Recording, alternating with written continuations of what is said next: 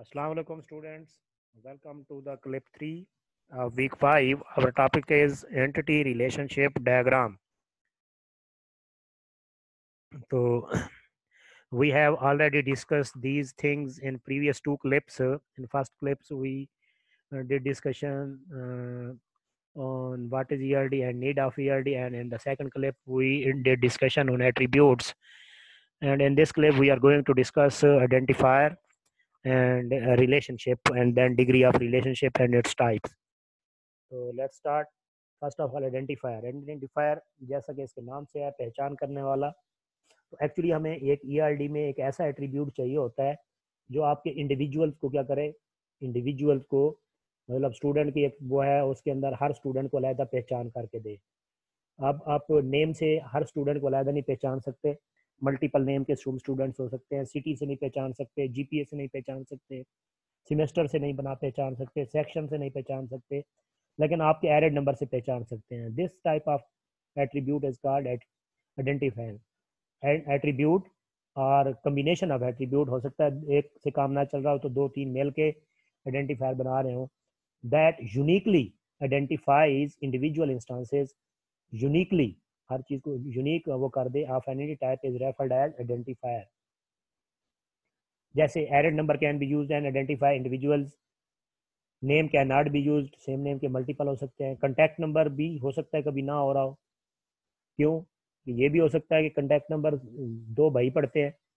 हाँ, अगर ऐसा है कि आप श्योर हैं कि कॉन्टैक्ट नंबर हर एक का अलहदा होगा और ज़रूर होगा, तो फिर वो आपका आइडेंटिफायर हो सकता है. Candidate keys. मैंने आपको कहा है कि एक्चुअली होता क्या है कि हमें एक एंटिटी में एक आइडेंटिफायर चाहिए होता है. अब आइडेंटिफायर चाहिए होता है, हम क्या करते हैं, बताते हैं कि ये वाला एज एन आइडेंटिफायर यूज होगा. जब टेबल क्रिएट करेंगे, जब डायग्राम बनाएंगे, वहाँ पे हम क्या करते हैं, मेंशन करते हैं ये जो बला है इसको हम एज एन आइडेंटिफायर यूज करेंगे. जैसे वो पेंटर वाला में दिया हुआ था, उसको अगर पढ़ेंगे आप तो उसमें लिखा हुआ है ID is used N identifier.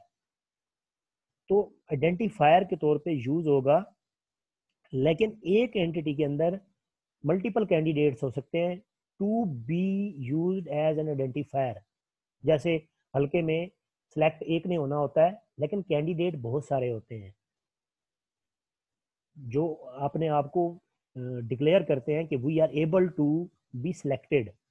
इसी तरीके से एंटिटी में आइडेंटिफायर सिलेक्टेड होने के लिए कैंडिडेट बहुत सारे हो सकते हैं. तो minimal set of attribute that uniquely identifier जितने भी हो सकते हैं वो क्या होते हैं, कैंडिडेट्स होंगे जो बन सकते हैं वो कैंडिडेट. जैसे हम कहते हैं जी एरेड नंबर है आपका, CNIC है, हो सकता है आपके कॉन्टैक्ट नंबर भी है हमारे पास. तो ये अगर कैंडिडेट्स हैं तो आपने कोई एक सेट करना है. आपने कहना है हम एरेड नंबर को कहेंगे. जैसे आपकी यूनिवर्सिटी एरेड नंबर को यूज करती है, तो लेकिन आपका कॉन्टैक्ट CNIC नंबर भी यूनिकली आइडेंटिफाई कर सकता है. मतलब एक आपका इंडिविजुअल डाटा आपके CNIC के अगेंस्ट निकाला जा सकता है, नेम के अगेंस्ट नहीं निकाला जा सकता, फादर नेम के अगेंस्ट नहीं निकाला जा सकता, आपकी सिटी के अगेंस्ट नहीं निकाला जा सकता. मे भी कॉन्टैक्ट नंबर के अगेंस्ट भी ना निकाला जा सके. दो भाई हैं, दो सिस्टर हैं, बहन भाई हैं, उन्होंने घर का नंबर दिया हुआ है, एक ही कॉन्टैक्ट नंबर है, तो एक कॉन्टैक्ट अगेंस्ट मल्टीपल आएंगे. आइडेंटिफायर ने इंडिविजुअल लाना होता है, एक एक के अगेंस्ट एक आएगा. तो कॉन्टैक्ट यूज हो सकता है, लेकिन अगर श्योर है कि हर एक का अलग कॉन्टैक्ट नंबर है, तो कैंडिडेट क्या होगा, जितने भी इस काबिल हैं जिनको आइडेंटिफायर समझा जा सकता है वो सारे के सारे क्या होंगे, कैंडिडेट्स होंगे. But we have to select only one. जिसको हम सिलेक्ट करेंगे उसे प्राइमरी की कहेंगे. Candidate key selected to uniquely identify each occurrence of an entity type is called primary key. मतलब बहुत सारे कैंडिडेट पार्टिसिपेट करते हैं, लेकिन जो सिलेक्ट होता है वही आपका MNA कहलाता है, बाकी MNA नहीं कहलाते. इसी तरीके से बहुत सारे कैंडिडेट थे, आपने जिसको सिलेक्ट किया वो प्राइमरी की कहलाएगा, बाकी प्राइमरी की नहीं कहलाएंगे.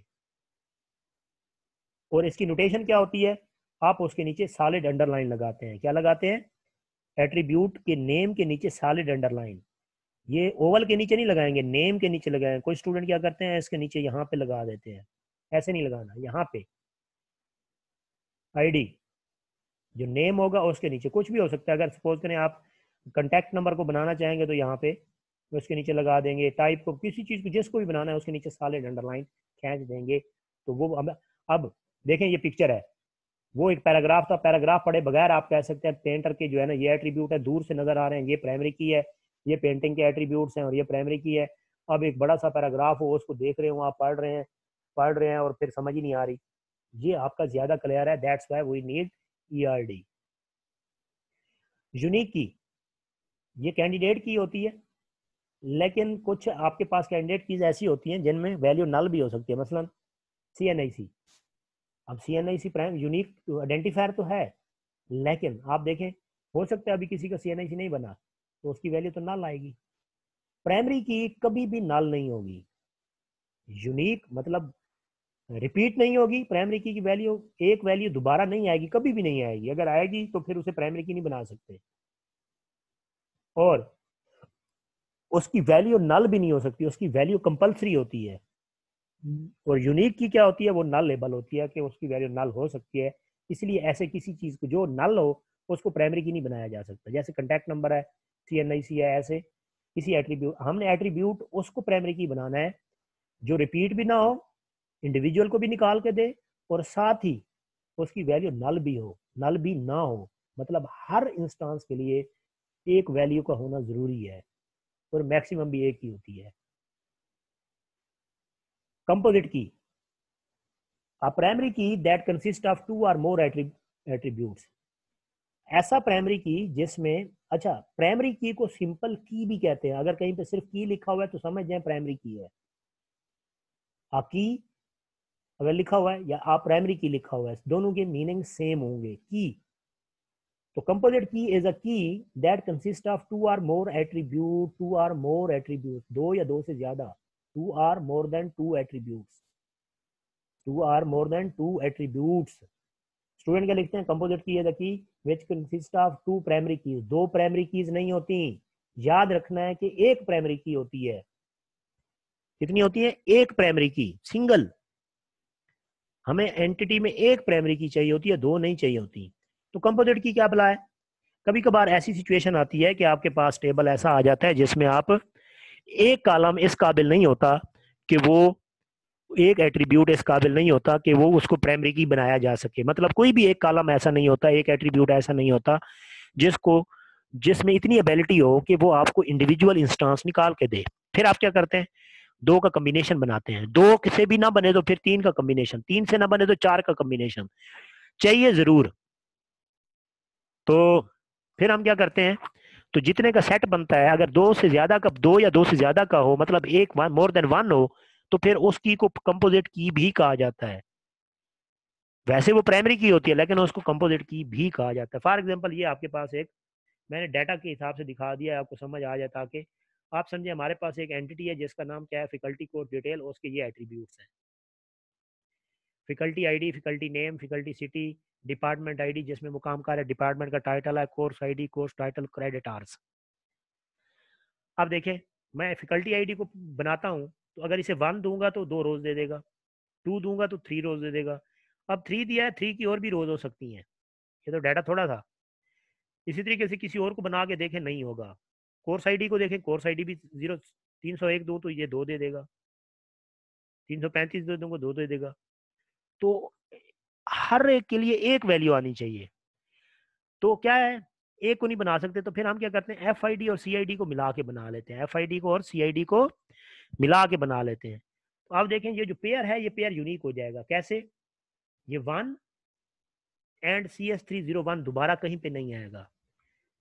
फैकल्टी 1 को कोर्स है ITC, फैकल्टी 1 को दोबारा ITC नहीं होगा, अगर होगा तो फिर प्राइमरी की नहीं बना सकते आप इसे।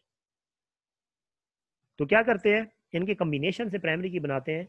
तो जब इन दोनों के नीचे क्या लगा देंगे, सॉलिड अंडरलाइन लगाएंगे।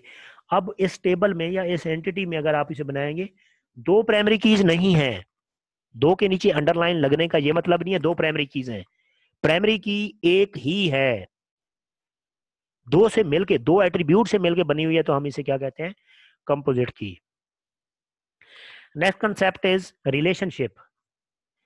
रिलेशनशिप बड़ा कॉमन वर्ड है जो यूज करते हैं।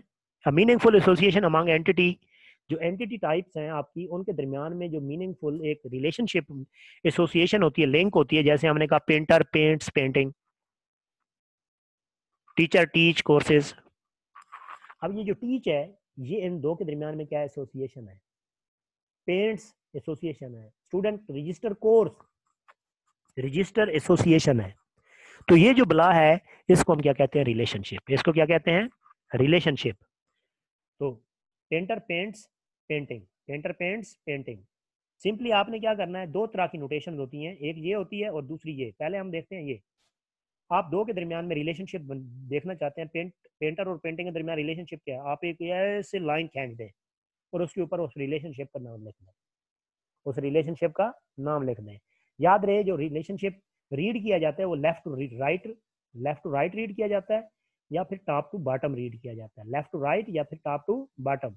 Painter paints painting, painter paints painting, ये रिलेशनशिप की नोटेशन है। एक लाइन लगाएं उसके ऊपर नाम लिख दें, या फिर दूसरी नोटेशन क्या है, ये लाइन यहाँ पे जो रिलेशनशिप है वो डायमंड में लिखे, डायमंड डायमंड बना दें और उसमें रिलेशनशिप नाम लिखें। इन दोनों में से कोई एक नोटेशन आप यूज कर सकते हैं, आपकी मर्जी है, कोई जोर जबरदस्ती नहीं है, कोई एक नोटेशन। तो नॉर्मली आपको इन दोनों में का मिक्सचर भी मिल सकता है, आपको पता होना चाहिए। तो रिलेशनशिप ऐसे शो होता है। अभी इन चीज़ों को भूले रहे, हम नेक्स्ट क्लिप में इसको देखेंगे। क्या है जी, पेंट्स रिलेशनशिप। इसी तरीके से यहाँ पे स्टूडेंट रजिस्टर कोर्स हो तो रजिस्टर इसके अंदर लिख देंगे, टीचर टीचर्स कोर्स यहाँ पे टीचर्स लिख देंगे, HOD हेड्स यहाँ पे हेड्स लिख देंगे, डिपार्टमेंट एंड सो ऑन, आगे बहुत सारी एग्जांपल रहेंगी। उसके बाद आता है degree of relationship. Degree of relationship, relationship की डिग्री क्या होती है। एक रिलेशनशिप, जैसे ये रिलेशनशिप है, क्या है, पेरेंट्स, ये रिलेशनशिप कितनी एंटिटीज के दरमियान में है, number of entities involved in particular relationship. Parents में कितनी एंटिटीज इन्वॉल्व है, एक और ये दो, दो है, तो इसकी डिग्री कितनी हो गई, दो। इसकी डिग्री कितनी हो गई, दो। That's called degree. तो number of participating entities in a relationship is referred as degree of relationship. तो इसकी डिग्री कितनी है, टू। अब यहां पर देखें, ये क्या है, professor gives grades in subject to student. तो ये आपका क्या आएगा, अब ये जो रिलेशनशिप है गिव्स ग्रेड का, इसकी डिग्री क्या होगी, थ्री। इसकी डिग्री क्या होगी, क्यों, क्योंकि तीन एंटिटीज हैं, क्योंकि कितनी है, तीन। इसको देखें, professor teaches a course to students from slides. Professor teaches a course to student from slides. अब टीचर्स का रिलेशनशिप है तो कितनी एंटिटीज के दरमियान है, फोर के दरमियान। तो इसकी डिग्री क्या हो जाएगी, फोर। इसकी डिग्री क्या हो जाएगी, फोर। तो रिलेशनशिप की क्लासिफिकेशन होती है on the base of degree. चार टाइप का रिलेशनशिप हो सकता है, unary relationship, binary relationship, ternary relationship, quaternary relationship. Ternary को टर्शरी भी पढ़ते हैं। तो वन बाय वन देखते हैं इसको। Unary, a relationship between the instances of single entity type is referred as unary relationship। अल्लाह भला करे, एक ही एंटिटी होगी रिलेशनशिप में, one entity related to another the same type, उसी के साथ ही अगर हो तो उसको हम क्या कहते हैं, यूनरी रिलेशनशिप। बड़ा सिंपल है। Person is married to a person, person is married to person, इसको भूल जाइए क्या भला है। Employee manages employee, employee manages employee. तो कितनी एंटिटीज हैं, एक। यूनरी, यूनरी तो अब मीनिंग से है, वन। तो इसकी डिग्री क्या हो गई, वन। तो आप यूनरी रिलेशनशिप को डिफाइन कर सकते हैं, relationship whose degree is one, in which one entity is involved. मतलब किस तरह की भी डेफिनेशन लिख सकते हैं। Unary, binary, a relationship between instances of two entity types, या a relationship whose degree is two, entities of two different types are related to each other। दो डिफरेंट टाइप की होती है, यहाँ पे आपके पास सेम टाइप की, उसी का उसी के साथ होता है। यहाँ पे आपके पास क्या, बाइनरी। अब ये दो था तो बाइनरी रिलेशनशिप हो गया। और देख लें, employee is assign to parking place, parking place assign to employee. Product, line contains product, student register for course and so on. ये क्या है, बैन रिलेशनशिप क्या है? Binary relationship. उसके बाद है टर्न रिलेशनशिप। और relationship whose degree is 3, relationship whose degree is 3, a relationship in which 3 entities are involved, या फिर a simultaneous relationship among the instances of 3 entity types। कोई भी डेफिनेशन लिखें आप। ये क्या है? Student, staff register a client at branch, staff register a client at branch. तो कितनी एंटिटीज इन्वॉल्व है रजिस्टर में? 3। डिग्री कितनी हुई? 3। रिलेशनशिप कौन सा हो गया? टर्नरी। ये वही पहले एक एग्जांपल हमने देखी थी इसकी, ये भी आपका टर्नरी हो गया। ये क्या है जी? क्वाटर्नरी। among 4 instances या whose degree is 4, या a relationship in which 4 entities are involved। क्या है? Agent arranges a bid of a buyer by financial supported by a financial institution। ठीक है, या यहाँ पे आ जाते हैं, students give grades, sorry professor give grades for subject to the students at institute. मतलब वो हो सकता है। इसी तरीके से ये आपके पास क्या है? क्वार्टरली रिलेशनशिप है जिसकी डिग्री क्या है? 4 है। तो इसमें हमने क्या किया है? इस क्लिप में हमने स्टडी किया है ये चीज़ें। आइडेंटिफायर स्टडी किया है, आइडेंटिफायर से फिर कुछ कंसेप्ट मिलते जुलते थे वो हमने देखा है। प्राइमरी की क्या होती है, कंपोजिट की क्या होती है, कैंडिडेट की क्या होती है, यूनिक की क्या होती है। फिर आपने रिलेशनशिप देखा, रिलेशनशिप की एग्जांपल देखी, डिग्री क्या होती है और उसकी टाइप्स क्या होती है। आई होप आपको इसकी ये कंसेप्ट क्लियर हो गया होगा। तो इसे गौर से सुने, कोई चीज़ मिसिंग है एक दफ़ा फिर सुने, अगर फिर भी समझ नहीं आ रही तो नोट्स देखें, फिर भी समझ नहीं आती तो फिर मुझे क्यूरी करें। Thank you.